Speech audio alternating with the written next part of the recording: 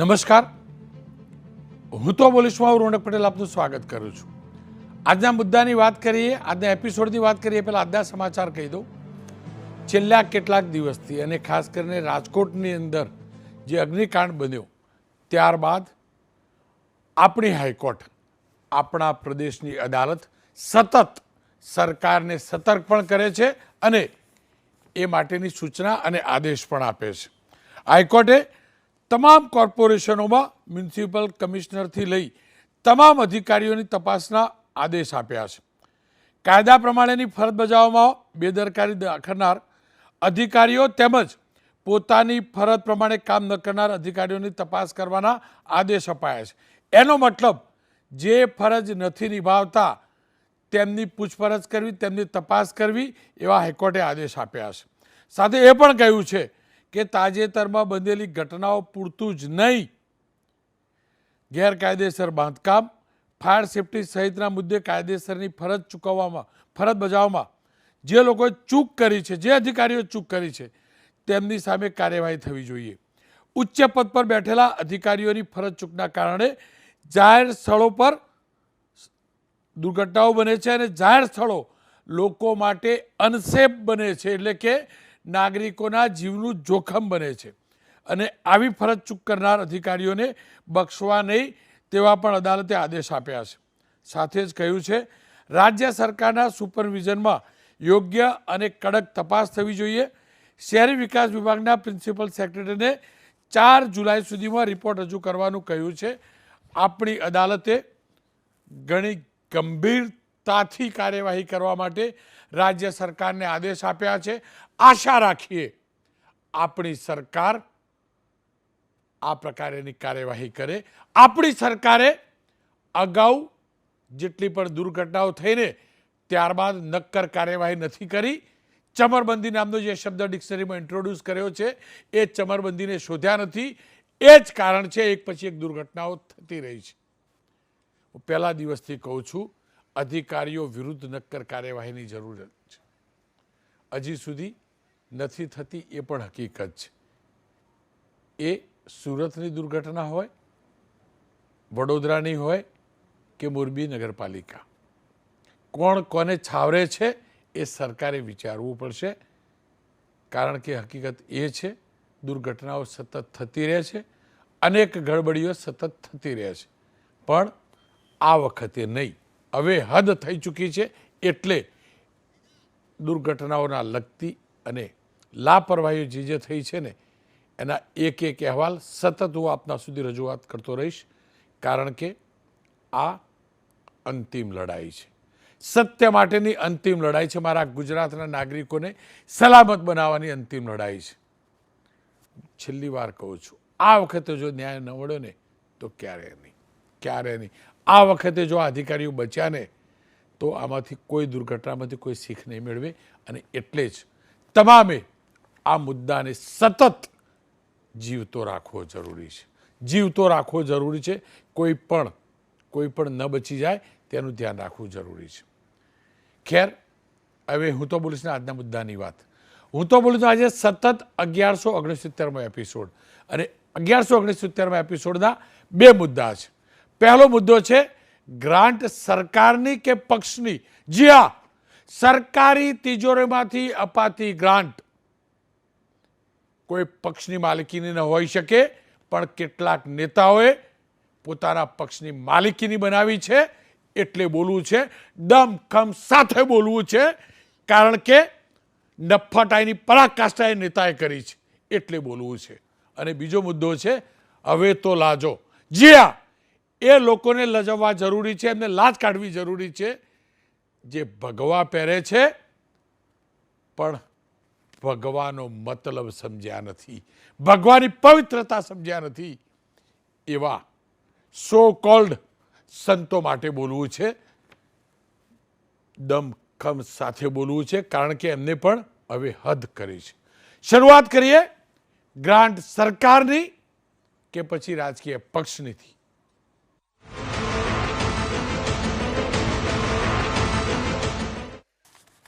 આપણે 5 વર્ષમાં 3 વાર, ઓછામાં ઓછા 3 વાર લાઈનમાં ઊભા રહીએ છીએ આપણી લોકશાહીને જીવાડવા. અને આપણને ચૂંટણી જાહેર થાય ત્યારે કહેવામાં આવે છે લોકશાહીનું મહાપર્વ. હકીકત એ છે કેટલાક નેતાઓએ આ ચૂંટણીને આપણને મૂર્ખ બનાવવા માટેનું પર્વ સમજી પણ લીધું છે, ગણી પણ લીધું છે. અને એ પણ એ પક્ષના નેતા જેમનું સૂત્ર છે સૌનો સાથ, સૌનો વિકાસ, સૌનો વિશ્વાસ. આજે હું પર્દાફાશ કરવા જઈ રહ્યો છું ભારતીય જનતા પક્ષના એ નફ્ફટ નેતાનો જેને જાહેરમાં લોકશાહીની હત્યા કરી છે, સાથે જ પોતાના જ પક્ષનો સૌનો સાથ, સૌનો વિકાસ, સૌનો વિશ્વાસ નારાનો પણ સત્યાનાશ માળ્યો છે. એ નેતાના નિવેદનમાં કોઈના સાથની વાત નથી, સ્વાર્થની વાત છે. એ નેતાના નિવેદનમાં સૌનો વિકાસ નહીં, પોતાના જ લોકોનો વિકાસ એની વાત છે. અને એ નેતાના નિવેદનમાં વિશ્વાસ જેવી તો વાત ક્યાંય નથી. હું વાત કરું છું વડોદરા ભારતીય જનતા પક્ષના અધ્યક્ષ, વડોદરા શહેર ભાજપના અધ્યક્ષ ડોક્ટર વિજય શાહના નિવેદનની. લોકસભાની ચૂંટણીની અંદર ભારતીય જનતા પક્ષને સતત વડોદરાથી જીત મળી છે, મહાજીત મળી છે. અને એ જ જીતના કાર્યક્રમમાં સન્માન સમારોહ રાખવામાં આવેલો. સાંસદ હેમાંગ જોશી જે જીત્યા ઉમેદવાર, એમના સન્માનની અંદર. હવે એમના પક્ષમાં જ સત્તાવાર રીતે જાહેર કરેલા ઉમેદવારનો વિશ્વાસ ન રખાયો અને પક્ષના ઉમેદવાર બદલ્યા. એ બધું ભૂલી અને આ શ્રીમાન ડોક્ટર વિજય શાહે તમામ લાજ શરમને નેવે મૂકી એમ કહી દીધું, એમ શીખવાડ્યું કે જ્યાંથી ભારતીય જનતા પક્ષને મત નથી મળ્યા ને એ વિસ્તારમાં વિકાસ નહીં કરવો. આપ એ દ્રશ્યો જુઓ છો. બાજુમાં રાજેન્દ્રભાઈ ત્રિવેદી જેવા પવિત્ર માણસ બેઠા છે કે જે વિધાનસભાનું અધ્યક્ષપદ ગરિમાન કરતા હતા. એ બોલતા હતા ને એટલે એમના રિએક્શન જુઓ તમે. બીજી ફ્રેમમાં બીજા નથી દેખાતા નેતા. પણ અપેક્ષા રાખું એ તમામ નેતાઓ ખુલીને પોતાના પક્ષના શહેર પ્રમુખ વિશે બોલે. કારણ કે જો નહીં બોલો તમે તો એનો મતલબ એમ કે તમે તમારા પક્ષના શહેર પ્રમુખ એટલે તમારા ભારતીય જનતા પક્ષના શહેર પ્રમુખ ના એ ફાલતુ વાહિયાત બોગસ નિવેદન સાથે સહમત છો. ડોક્ટર વિજય શાહ, આપણે એમ કહીએ કે રાજનીતિમાં શિક્ષિત લોકોની જરૂર છે. નથી જરૂર. આવી જ નફટાઈ કરવાના હોય તો આવા કોઈ શિક્ષિત નેતાની જરૂર નથી. મારા દેશની તિજોરી અમારા કરથી દેશની સરકાર ચાલે અને ગ્રાન્ટ ફળવાય અમારા જ કરથી જમા થયેલી રકમમાંથી. પરંતુ આ નેતાએ શું કહ્યું જાહેર કાર્યક્રમમાં કે ભારતીય જનતા પક્ષના ચૂંટણીમાં જ્યાં મત મળ્યા છે ને ત્યાં જ વધુ ગ્રાન્ટ ફાળવવી એવું આયોજન કરવું. આવો સાંભળી લઈએ ડોક્ટર વિજય શાહનું એ બેહુદું નિવેદન. દરેક વખતે અમુક જ પ્રકારના બૂથમાંથી ભારતીય જનતા પાર્ટીને મત મળે છે. હું રાવપુરા વિધાનસભાની વાત કરું. અને દરેક વખતે અમુક પ્રકારના બૂથમાંથી ભારતીય જનતા પાર્ટીને મત મળતા નથી અથવા તો બહુ ઓછા મત મળે છે. 700 લોકોનું વોટિંગ હોય, 800 લોકોનું વોટિંગ હોય, 1000 લોકોનું વોટિંગ હોય અને એમાં પણ સિંગલ ડિજિટમાં, ડબલ ડિજિટમાં જ્યારે ભારતીય જનતા પાર્ટીને મત મળે છે ત્યારે પાર્ટીના મુખ્ય આગેવાનો જે મંચ પર બેઠા છે અને સામે બેઠેલા ચૂંટાયેલા પ્રતિનિધિઓ એમણે પણ એવું વિચારવું જોઈએ કે કયા વિસ્તારમાં કામ કરવાની અગ્રિમતા તમારે આપવી જોઈએ. એવા વિસ્તારમાં કામ કરીને આપણા ફોડવારી, આપણા બજેટના પૈસા ન વપરાય કે જે વિસ્તારમાંથી છેલ્લા 5 વર્ષથી, 10 વર્ષથી, 15 વર્ષથી પણ મત મળતા નથી. અને જે લોકો ખોબલે મત આપે છે એવા વિસ્તારને આપણે બાજુ પર રાખીએ, એ લોકોને સુવિધા માટેના કામો ન થાય ત્યારે મને લાગે છે કે આપણે પણ હવે વિચાર કરવાનો સમય આવી ગયો. આ છે લોકશાહી મારા દેશની. અને આ છે મારા દેશના નેતાઓ. ગ્રાન્ટ કોઈ પક્ષની મૂડીમાંથી નથી અપાતી. ડોક્ટર વિજય શાહ, ગ્રાન્ટ મારા પ્રદેશ, મારા દેશની તિજોરીમાંથી અપાય છે. મને એ નથી સમજાતું કે આ નેતા વિરુદ્ધ અને આ રીતે સ્ટેજ ઉપરથી બોલાયા પછી એના વિરુદ્ધ ચૂંટણી પંચ કોઈ કાર્યવાહી કરી શકે કે ન કરી શકે હું નથી જાણતો. પણ જો આ જ રાજનીતિ હોય અને આ જ લોકશાહી હોય તો આ સિસ્ટમથી થાક્યા. 5 વર્ષમાં 3 વખત લોકસભા, વિધાનસભા, મહાનગર હોય કે નગરપાલિકા હોય તો એની ચૂંટણી, તાલુકા પંચાયત કે જિલ્લા પંચાયત એની ચૂંટણી 3 વખત અમે લાઈન લગાડીએ છીએ. એટલા માટે કે તમે ભેદ કરો, ઈવીએમને ડિકોડ કરો, ઈવીએમમાંથી કેટલા વોટ મળ્યા કયા બૂથમાંથી એની ગણતરી કરીને પછી ગ્રાન્ટની ફાળવણી કરો અને એની શીખ આપો. તમે સંગઠનના પ્રમુખ છો એટલે તમે તમારા પક્ષના પ્રમુખ હશો, મારા પ્રદેશના પ્રમુખ નથી, મારા વડોદરાના પ્રમુખ નથી. તમને કોઈ અધિકાર નથી શ્રીમાન વિજયભાઈ શાહ. અમારો પ્રયાસ તમારું રિએક્શન લેવાનો હતો, પરંતુ તમારું રિએક્શન અમને મળ્યું નથી. અને આજ પછી ક્યારે આ ચેનલ ઉપર ડૉક્ટર વિજયભાઈ શાહ તમે નહીં હોય, તમારું નિવેદન નહીં હોય જ્યાં સુધી તમે આ મુદ્દે સ્પષ્ટતા નહીં કરો. એ નહીં હોય, ન જ હોવા જોઈએ. લોકશાહીની હત્યા કરનાર નેતાને ક્યારેય સ્થાન ન હોવું જોઈએ. ખેર, શક્તિસિંહ ગોહિલ કોંગ્રેસના નેતા છે, પ્રદેશ અધ્યક્ષ છે, એમને પૂછ્યું, એમને નિવેદન આપ્યું આ મુદ્દે, એ જોઈ લઈએ. આ પ્રકારનું નિવેદન એ લોકશાહીનું અપમાન છે. ગુજરાતના આજ સુધીના ઇતિહાસમાં આ પ્રકારનો રવૈયો કોઈ પણ ચૂંટાયેલા પ્રતિનિધિ કે પક્ષે ક્યારેય રાખ્યો નથી, રાખી ન શકાય. લોકશાહીના મુખ્ય હાર્દની સાથે આ કોઈ રીતે બંધ બેસતું નથી. સદંતર રીતે બોખલાહટમાં 5-5 લાખથી જીતશું, કોંગ્રેસવાળાની ડિપોઝિટો જપ્ત થઈ જશે, 26માંથી 26, આ બધા એમના જુમલાઓ ઊંધા પડ્યા છે. મજબૂત વિરોધ પક્ષ બન્યો છે. એનાથી આ બોખલાહટમાં ગમે તેવા નિવેદનો ના કરે ભારતીય જનતા પાર્ટી. આ નિવેદન મુદ્દે બીજેપીનો વ્યૂ જાણવો જરૂરી હતો, સરકારનો વ્યૂ જાણવો જરૂરી હતો. એટલે સરકારના પ્રવક્તા મંત્રી ઋષિકેશભાઈ પટેલ સાહેબને પણ એબીપી અસ્મિતાના સંવાદદાતા વિપુલભાઈ બાલધાએ આજે એક પત્રકાર પરિષદ હતી ત્યારે પૂછ્યું કે આ નિવેદન કેટલું યોગ્ય. આવો સાંભળી ઋષિકેશભાઈએ શું કહ્યું. વડોદરા શહેર ભાજપના પ્રમુખે સાંસદના સન્માન સમારોહ કાર્યક્રમમાં એવું કહ્યું છે કે આપણને આ વિસ્તારમાંથી વોટ નથી મળતા તો એ વિસ્તારમાં કામ કરવાનું બંધ કરો અને આપણા બજેટનું યોગ્ય આયોજન કરો, અને જ્યાં મત નથી આપતા તેના પણ માટે પણ કામ ના કરશોનું કહ્યું છે. આપ શું માનો છો? એવી કોઈ માહિતી મારી પાસે નથી, અને અમારા પક્ષના પ્રમુખ અથવા તો પક્ષના કાર્યકર્તાઓ કોઈ દિવસ આ રીતની વાત નથી કરતા. આવી કોઈએ વાત કરી હોય એવું મારા ધ્યાનમાં નથી. એક્શન લેવાનો કોઈ આમાં વિષય ઊભો થતો નથી, અને હું જ્યાં સુધી માનું છું ત્યાં સુધી આવી કોઈ કાર્યકર્તા આવી વાત ન કરે. માનનીય ઋષિકેશભાઈ, આપના માનવાથી દુનિયા નથી ચાલતી, અને તમે નેતાને કાર્યકર્તા ન ગણતા એટલે બોલ્યા કે અમારા પક્ષના કોઈ કાર્યકર્તા ન બોલે. આ તમારા પક્ષના નેતા બોલ્યા છે ઋષિકેશભાઈ, જાહેર મંચ ઉપરથી બોલ્યા છે, બીજેપીના કાર્યક્રમમાં બોલ્યા છે. ઋષિકેશભાઈ, તમારા પક્ષનું રેકોર્ડિંગ પણ હશે, ન હોય તો હું મોકલી આપીશ અને પછી તમે પ્રતિક્રિયા આપજો.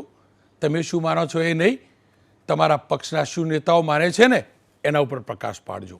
ખેર, ચર્ચામાં બીજેપી માટે મેં વાત કરેલી પ્રવક્તાઓની, પરંતુ ના પાડવામાં આવી કે આ મુદ્દે અમારું સ્ટેન્ડ નથી. પરંતુ યોગેશભાઈ પટેલ વડોદરાના ધારાસભ્ય છે, એમની સાથે બપોરે આજે મેં વાત કરી છે, એ જોઈ લઈ. યોગેશભાઈ નમસ્કાર, આપનું સ્વાગત છે.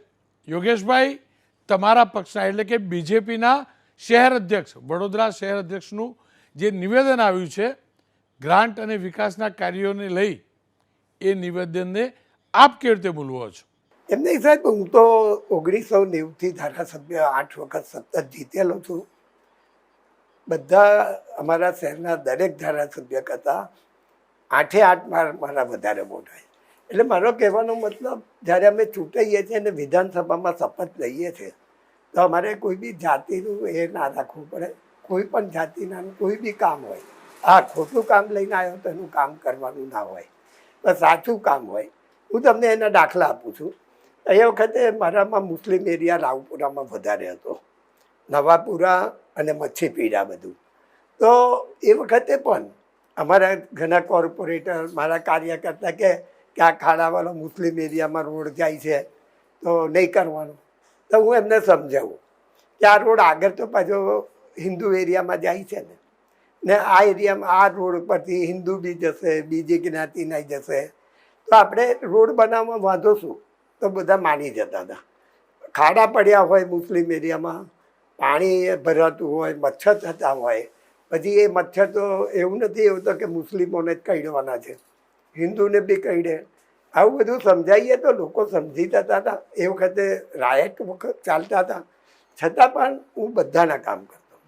મુસ્લિમોનું આરોગ્યના સવાલ હોય, જ્યારે બી આવ્યો હોય તો એને મેં કાગળ લખી આપ્યું છે, કારણ કે ગરીબ માણસો અમારી પાસે આવે છે ને એને 2-5 લાખ રૂપિયાનો ફાયદો થવાનો છે ને એની જાન બચવાની છે. તો આપણે જો કામ નહીં કરીએ, કારણ કે ઘણા વખત એ મુસ્લિમ કોઈ જીતતું નથી, તો આપણી ફરજ છે આપણે કામ કરવું જોઈએ. હવે આ વિજયભાઈની સોચ છે, અમારી સોચ નથી. અમે તો હંમેશા માનીએ છીએ ને એનાથી વોટ વધે છે એ હું પોતે કહી શકું છું. જે એરિયામાં કામ ના થતા, જે કોંગ્રેસ, એ હું જ્યારે લડતો હતો ત્યારે કોંગ્રેસ અને જનતા દળ જ હતો, 2 જ પાર્ટી હતી. તો અમે એ એરિયામાં કામ કર્યા, તો એ લોકો અમને જ વોટ આપ્યા છે ને હું સારા વોટથી છું. યોગેશભાઈ વડોદરા શહેર ભાજપના પ્રમુખ તો એમ કહે છે કે જે વિસ્તારથી મત ભાજપને ન મળ્યા હોય ત્યાં ગ્રાન્ટ નહીં ફાળવવાની. યોગેશભાઈ, આ કેટલું યોગ્ય? ના, એ હું કાલે સાંભળી રહેલો, ત્યારે અમારા બાજુમાં 2 ધારાસભ્ય બેઠેલા, એને હું વાત બી કરતો હતો કે આ ખોટી વાત છે. અને મને લાગે છે એક પ્રમુખ તરીકે આવું ના બોલવું જોઈએ, કારણ કે આપણે તો બધા જ આપણા જ છે. આખું જ્યારે ધારાસભ્ય બન્યો કે કોંગ્રેસ પાર્ટીનો પ્રમુખ બન્યો, તો વડોદરા શહેરના બધા જ માણસો આપણા જ છે, એવું આપણે રાખવું જોઈએ. યોગેશભાઈ, તમે તો વરિષ્ઠ ધારાસભ્ય છો, એટલે સુલઝેલા પણ છો, અને કોઈ દોરે કોઈ બોલે એમ દોરવા એવા પણ નથી અને એ પ્રમાણે કરવા એવા પણ નથી. જનતાની વચ્ચે રહેલા નેતા તમે છો, એ હકીકત છે. પરંતુ આ કાર્યક્રમમાં તમારા પક્ષના અંદર ધારાસભ્યો પણ હશે, કોર્પોરેટરો પણ હશે, અને એમની હાજરીમાં અથવા તો એ એમના જ શહેરના, એમના જ પક્ષના પ્રમુખ એટલે બીજેપીના પ્રમુખ આ પ્રકારનું નિવેદન આપે તો સ્વાભાવિક રીતે જ સંગઠનના પ્રમુખ, શહેર સંગઠનના પ્રમુખ આ પ્રકારનું નિવેદન આપે તો તેની અસર એ ધારાસભ્યો અને કોર્પોરેટરની કાર્યપ્રણાલી પર તો પડવાની નહીં. ના, મારા વિસ્તારમાં તો મારા બધા કોર્પોરેટર મારી જે કામગીરી છે એવી રીતે ટેવાયેલા છે. ગઈકાલે જે વાત થઈ, પરંતુ આ મને લાગે છે વિજયભાઈની સોચ છે અમારા પ્રમુખની, અમારી સોચ આવી નથી. અમે હા પ્રમુખ તરીકે એમની કોઈ સાચી વાત હોય તો અમે સ્વીકારીએ છીએ, આવી વાત કરતા હોય તો સ્વાભાવિક છે. યોગેશભાઈને સલામ. સ્પષ્ટ વાત કરીએ વ્યક્તિ, એ નેતાએ સ્પષ્ટ વાત કરી. નરેશભાઈ વરિયા મારી સાથે જોડાયા છે અને અમીબેન જોડાયા છે. અમીબેન કોંગ્રેસના નેતા છે, નરેશભાઈ પત્રકાર છે. અમીબેન, હવે હદ કરી નાખ્યા તમે બધા નેતાઓએ. તમે હવે વેચી લો અમના લોકોને, વેચી લો કે ભાઈ તું અમારો, તું પેલાનો. આટલું જ બાકી રાખ્યું બેન તમે? આ નિવેદન અમારું નથી રોનકભાઈ, આ નિવેદન ભારતીય જનતા પાર્ટીના શહેર પ્રમુખનું નિવેદન છે. અને ઋષિકેશ પટેલે આ મુદ્દે કોઈ ટિપ્પણી નથી કરી, એટલે આ ભારતીય જનતા પાર્ટીની સોચ છે અને એમના વિચાર છે. જો એમના વિચાર આવા ના હોય તો તાત્કાલિક ધોરણે ડૉક્ટર વિજય શાહ પર એક્શન લેવાતી. કોંગ્રેસ પક્ષ જિંદગીમાં કોઈ દિવસ કોઈને રિલિજિયન કે કાસ્ટ પ્રમાણે સેપરેટ કરીને જોઈ ના શકે, એ અમારી વિચારધારા છે. જ્યારે એક પ્રતિનિધિ ચૂંટાઈને આવે છે તો એ સમગ્ર વિસ્તારનો જનપ્રતિનિધિ હોય છે, અને જ્યારે કોઈના ફોન આવે તો આ ભાજપનો છે, કોંગ્રેસને વોટ આપ્યા છે, એવું વિચાર કેવી રીતના આવે એ મને સમજ નથી પડતી. પણ અમે આ જે અત્યારે વાણીમાં ડૉક્ટર વિજય શાહનું સાંભળ્યું છે એવું તો અમે વર્તનમાં બી જોયું છે. ભારતીય જનતા પાર્ટીના અનેક કોર્પોરેટર્સનું જે વિસ્તારમાં નાગરિકો ફરિયાદ કરે તો એમના મોઢે કહે છે કે તમે ક્યાં અમને વત આપ્યા છે. એટલે આને અમે સખ્ત શબ્દોમાં વખોડીએ છીએ. આ લોકશાહીનું ખૂન છે. ક્યાંક એવું લાગે છે કે જે 5,82,000 મતથી વડોદરા શહેરના નાગરિકોએ ભારતીય જનતા પાર્ટીના ઉમેદવારને જીતાડ્યા છે, જેમની લાયકાત કદાચ એક કોર્પોરેશન લડવાની નહોતી, પણ પાર્ટીના નામ પર જે ચૂંટાઈને આવ્યા છે, ક્યાંક એ મગજમાં સક્સેસ ભરાઈ ગઈ છે, કાં તો ગ્રાઉન્ડ રિયાલિટીથી પરે છે અને બેઝિક નેતા જે હોય કે જે લોકસેવા કરવા નીકળ્યા એનો ગુણધર્મ ભૂલી ગયા છે. બાકી સૌનો સાથ, સૌનો વિકાસની મોટી વાતો કરનાર જો આ રીતના ગ્રાઉન્ડ લેવલ પર ડિફરન્શિએટ કરે તો આ કોઈ બી દિવસ ચલાવી ના લેવાય. અને એમાં એમની પાર્ટી બી એવું કહે છે કે હજી સુધી એક્શન નથી લીધી અને એનાથી પોતાનું પલ્લું ઝાડે છે. દેટ મીન્સ આ પાર્ટીની વિચારધારા છે. તો આ ભારતમાં, દેશમાં તમે વિચારી શકો કે જો અમુક લોકોનો વિકાસ ના થાય તો દેશનો વિકાસ ક્યાંથી થાય? શહેરના અમુક વિસ્તાર તો જો ઇન્ફ્રાસ્ટ્રક્ચરથી કે વિકાસથી વંચિત રહી જાય તો ઇન્ફ્રાસ્ટ્રક્ચરના વીક પોઈન્ટ્સ હોય તો સમગ્ર ઇન્ફ્રાસ્ટ્રક્ચર એનાથી ડેમેજ થાય. એટલે I think this is out of common sense also. એમને બેઝિક ડેવલપમેન્ટની કોમન સેન્સથી બી દૂરની વાત કરી છે. એક ભણેલા ગણેલા ડૉક્ટર પાસે આવી અમે અપેક્ષા નથી રાખતા, પણ જો ભારતીય જનતા પાર્ટી હકીકતમાં આ વસ્તુને માનતી ના હોય અને એમની વિચારધારાથી પરે હોય તો એક પક્ષનો પ્રમુખ જો આવા સ્ટેટમેન્ટ આપે, જે પાછા હળની બોટકાંડમાં થયું ત્યાં એ લેક ઝોનમાં એમની ઓફિસ હતી એ બી વાતો થઈ હતી, અને અનેક વખત કોર્પોરેશનમાં તમામ નિયમો એડે મૂકીને પોતે એઝ અ ભારતીય જનતા પાર્ટીના પ્રમુખ કોર્પોરેશનમાં મેયર હોય એ રીતના આવીને રિવ્યૂઝ લેતા હોય છે. આ તમામ વસ્તુ અનેકવાર ઉજાગર થઈ છે, પણ જો એક્શન ના લેવાય તો ડેફિનેટલી આ પક્ષની વિચારધારા કહેવાય ને આ વિચારધારા ભારતની લોકશાહીને ડૂબાડીને રહેશે એ નિશ્ચિત છે. નરેશભાઈ મારી સાથે જોયા. નરેશભાઈ, આ ગ્રાન્ટ ઉપર હવે તો મને એવું લાગે રૂપિયાની નોટ ઉપર પણ છાપી દે છે કે આ ભાજપનો વોટર અને આ કોંગ્રેસનો વોટર ને આપનો વોટર ના નોટાનો વોટર, આટલું જ બાકી રાખ્યું જ નરેશભાઈ.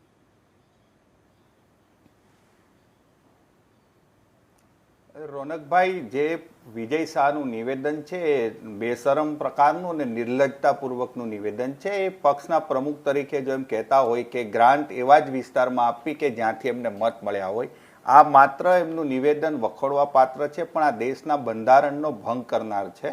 કારણ કે જ્યારે વ્યક્તિ ચૂંટાઈ જાય છે ત્યારે એ કોઈ પક્ષનો વ્યક્તિ નથી રહેતો, એ પ્રજાનું પ્રતિનિધિ હોય છે. ધારાસભ્ય તરીકે શપથ લે કે મંત્રી તરીકે શપથ લે ત્યારે એમાં ચોખ્ખું શપથ લેવામાં આવતા હોય છે કે હું કોઈ પણ પક્ષપાત વગર, કોઈ પણ અનુરાગ કે દ્વેષ વગર મારા માટે સર્વ લોકો સમાન હશે. પણ વિજય શાહ જે બોલે છે એ સ્પષ્ટપણે એની એક માનસ દર્શાવે છે. તમે યોગેશ પટેલ સાથે જે વાત કરી, ત્યાંના વરિષ્ઠ ધારાસભ્ય અને 8 ટર્મથી જે વ્યક્તિ ચૂંટાય છે, તો એ વાત મેં સાંભળી તો એમાં પણ એક શબ્દ બહુ ખૂબ જ વારંવાર એ કહેતા હતા કે અમારા કાર્યકરો એવું કહેતા હતા કે મુસ્લિમ વિસ્તાર અમારામાં આવે છે એ લોકોની કામ ન કરવું જોઈએ. રોનકભાઈ આ જ બાબત સ્પષ્ટ કરે છે કે એ માણસની અંદર ક્યાંક ને ક્યાંક આ મુસ્લિમ સમાજ વિશેનો પણ દ્વેષ હતો કે એનાથી એ બોલાય છે. કારણ કે યોગેશભાઈ તો બહુ સારી વાત કરી અને સાચી વાત કરી કે એમણે એવો કોઈ ભેદભાવ નથી રાખ્યો અને લોકોના કામ કર્યા છે. પણ વિજય શાહ જે બોલે છે સ્પષ્ટપણે દ્વેષ બતાવે છે અને કોઈ પણ વ્યક્તિને આ દેશની અંદર પોતપોતાના પ્રતિનિધિ ચૂંટવાનો અધિકાર છે. જેવી રીતે આર્ટિકલ 19 પ્રમાણે એને વાણી સ્વતંત્રતાનો અધિકાર છે, તો એને મૂક રહેવાનો પણ અધિકાર છે, મત આપવાનો અધિકાર છે, અને જેને વિરુદ્ધમાં મત આપવો એને પણ અધિકાર છે. પણ રોનકભાઈ, આની સામે પહેલી વાત તો એ કે ભારતીય જનતા પાર્ટીની પ્રદેશ નેતાગીરી કોઈ જો એક્શન ન લે તો એવું માની શકાય કે ક્યાંક ને ક્યાંક એમને પણ થોડીક આ ગમતી બાબત છે. જાહેરમાં બોલાઈ ગયું છે, મને એવું લાગે છે કે ખૂણે ખાંચડે આ બોલાતું હશે, એ પ્રકારનું વર્તન કરવામાં આવતું હશે. અને ત્રીજી વાત, મહત્વની બાબત એ કે આપણે સતત એવું સાંભળીએ છીએ કે જ્યારથી અહીંયા એક નવી રાજકીય સંસ્કૃતિ શરૂ થઈ છે, ડબલ એન્જિનની સરકાર. આ વાત એટલે કહેવામાં આવે છે કે ભાઈ અહીંયા અમારું શાસન હશે અને રાજ્યમાં અમારું શાસન હશે, કેન્દ્રમાં તમારું શાસન હશે તો તમારો વિકાસ થવાની ગતિને વેગ મળશે. આ બાબત ખરેખર તો એક પ્રકારે ડિસ્ક્રિમિનેશન કરવા જેવી બાબત હું માનું છું કે અમને જો અહીંયા તમે વિપક્ષને ચૂંટો તો તમારો વિકાસ નહીં થાય, કારણ કે અમે ડબલ એન્જિન, ટ્રિપલ એન્જિનની સરકારમાં માનીએ છીએ. આ વાત પણ ખૂબ જ મહત્વની છે. ત્રીજું, આપણી જે ચૂંટણી વ્યવસ્થા છે, આ ચૂંટણી વ્યવસ્થા માટે પણ એક બહુ મોટો પ્રશ્નાર્થ ઊભો કરે છે. ઈવીએમ નો અત્યારે બહુ વિવાદ ચાલે છે, આપણો મુદ્દો નથી, પણ ખાસ હું એટલે મૂકું છું કે બૂથ વાઇઝ વાત કરે છે વિજય શાહ કે આ બૂથમાંથી અમને આ નથી મળ્યા. મને લાગે આ ગુપ્તતાનો જે ભંગ થાય છે એનું એક કારણ આ જે નવી પદ્ધતિ આવી છે ઈવીએમની, એના પરથી માઇક્રો મેનેજમેન્ટ લેવલ સુધી એમને ખ્યાલ હોય છે કે આ વિસ્તારમાં અમારા લોકોને મત નથી આપ્યા. આ મતદારોની ઠીક છે વ્યક્તિગત મતદાનની ખબર નથી પડતી, પરંતુ સામૂહિક રીતે ખબર પડે છે કે આ વિસ્તારમાંથી અમને મત નથી મળ્યા. તો વિકાસના કામોમાં ક્યાંક ને ક્યાંક એ લોકોની સાથે હું માનું છું કે ભેદભાવપૂર્ણ થતું હશે. જો આ થતું હોય તો એ દુર્ભાગ્યપૂર્ણ છે અને ખાસ કરીને ભારતીય જનતા પાર્ટીના નેતાઓએ આને ગંભીરતાથી લેવું જોઈએ. આ એક તિરસ્કૃત રાજનીતિ શરૂ થઈ છે. તમારો મતદાર છે એ તમને મત ન આપે, અને ભારતીય જનતા પાર્ટીએ એ પણ ન ભૂલવું જોઈએ કે ગઈકાલ સુધી તમે વિપક્ષમાં હતા, વર્ષો સુધી તમને તમારી પણ હાલત એક વિપક્ષ જેવી હતી, તો તમને પણ મત ન આપ્યા હોય. અને ત્રીજી વાત, સૌથી મહત્વની બાબત તો એ છે કે ગ્રાન્ટ કોઈ ખિસ્સામાંથી લાવતું નથી. પ્રજાના કરવેરાના નાણાંના જે પૈસા હોય છે એ ગ્રાન્ટ વાપરવાની હોય છે. અને જ્યારે અસંતુલિત વિકાસ થાય, કોઈ પણ પ્રજાને તમે તિરસ્કૃત કરીને એ વિસ્તારમાં તમે વિકાસના કામ નથી કરતા, તો એની અસર સમગ્ર વિકાસ પર પડતી હોય છે. આ વિજય શાહ તો બોલી ગયા, કાલે ઉઠીને એવો પ્રશ્ન આવે કે એમના ચૂંટાયેલા નગરસેવક જે વિસ્તારમાં રહેતા હોય, ધારાસભ્ય જે વિસ્તારના છે, એ વિસ્તારની અંદર કોઈ પોકેટ્સ, કોઈ ખૂણામાં કામ નથી થતું, તો સ્વાભાવિકપણે એને નગરસેવક પર એને ગુસ્સો આવશે અને પરિસ્થિતિ એ પણ આવે કે એ પ્રજાકીય રોષનો ભોગ પણ એના કારણે બનવું પડે. નેતા સામે ભારતીય જનતા પાર્ટીએ આની સામે કડક પગલાં લેવા જોઈએ. અમીબેન, આપનો પણ આભાર. નરેશભાઈ, આપનો પણ આભાર. વાત અહીંયા પક્ષાપક્ષીની નથી, વાત અહીંયા લોકશાહીની છે. આ નેતાનું નામ ભલે વિજય હોય, પણ આ નેતાનું કર્મ, આ નેતાની વાણી અને વાણી પ્રમાણેનું કર્ણ હોય ને, તો લોકશાહીને હરાવવા નીકળ્યો હોય ને આ નેતા, એ કહી શકાય. મારાથી મોટી ઉંમરના હશે છતાં પણ નીકળ્યો શબ્દ એટલે વાપર્યો છું, માફ કરજો. આ પ્રકારના નેતાને સાંભળવા પણ ના જોઈએ, આવા નેતા વિશે બોલવું પણ ના જોઈએ, જેને સમજ નથી મારા દેશની લોકશાહીના મૂલ્યોની, જેને સમજ નથી સરદાર ગાંધીના સિદ્ધાંતોની. આશા રાખું ભારતીય જનતા પક્ષ અને સરકાર આ નેતા વિરુદ્ધ કાર્યવાહી કરે, અને આશા રાખું સરકારના પ્રવક્તા મંત્રીના ધ્યાનમાં હવે આવ્યું હોય તો ખુલીને નિવેદન આપે કે આ નિવેદન સાચું હતું કે ખોટું હતું. આ ભાઈ એમના પક્ષના હતા કે પછી પેલો સ્કાર્ફ ઉપર ખોટું બીજેપી લખીને સિક્કો લગાવીને ઊભા હતા? ઋષિકેશભાઈ, આપે જવાબ.